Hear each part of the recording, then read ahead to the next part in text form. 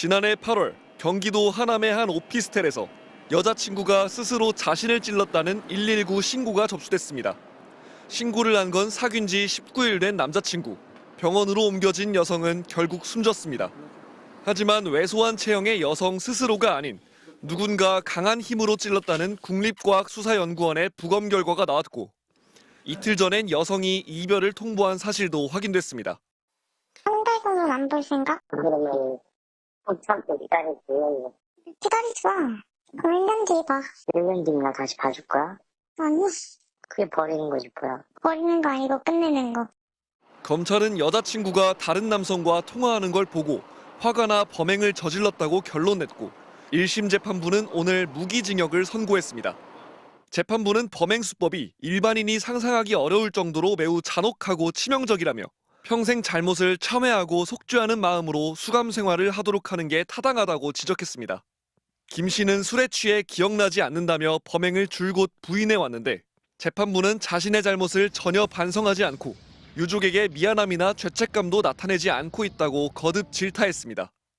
증거 불철탁이 될 때마다 변호사랑 쳐다보면서 웃더라고요. 그 재판장 안에서 웃는 건 그 두 사람밖에 없었어요. 진짜 그것 때문에 너무 화가 나더라고요. 여자친구가 숨진 이후 김 씨가 랜덤 채팅 어플을 통해 새로운 만남을 시도한 사실도 추가로 드러났습니다.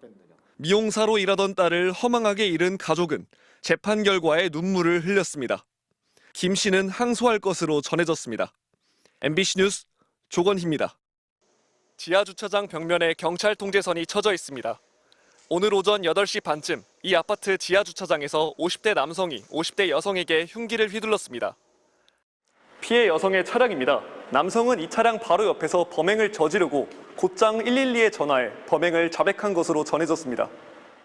내려보니까 경찰차하고 119만 왔어. 앰뷸런스 저기 서 있고, 끊어갖고 그거 끌고 가는데 사람 태우는 거. 피해 여성은 얼굴과 목을 심하게 다쳐 헬기로 긴급 이송됐으며 생명에는 지장이 없는 걸로 알려졌습니다. 남성은 피해 여성과 1년 넘게 사귀다 지난 3월 헤어졌다고 진술했으며 흉기는 미리 준비해 간 걸로 파악됐습니다. 지난 7일 경기 하남시에서도 교제 중인 여성을 살해한 혐의로 20대 남성이 체포되는 등 최근 교제 범죄가 끊이지 않고 있습니다.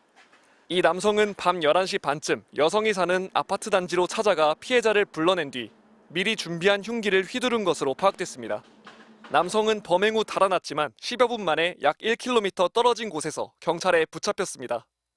초등학생 애들이 좀 갔다고 하고, 그러고 나서 이제 쫓아간 거는 어떤 남자분이 달려가서 쫓아갔었다고. 피해 여성은 사건 전날 남성에게 이별을 통보했으며 만난 지는 채 한 달도 되지 않았던 걸로 알려졌습니다. 법원은 남성에 대해 구속영장을 발부했습니다. MBC 뉴스 조건입니다.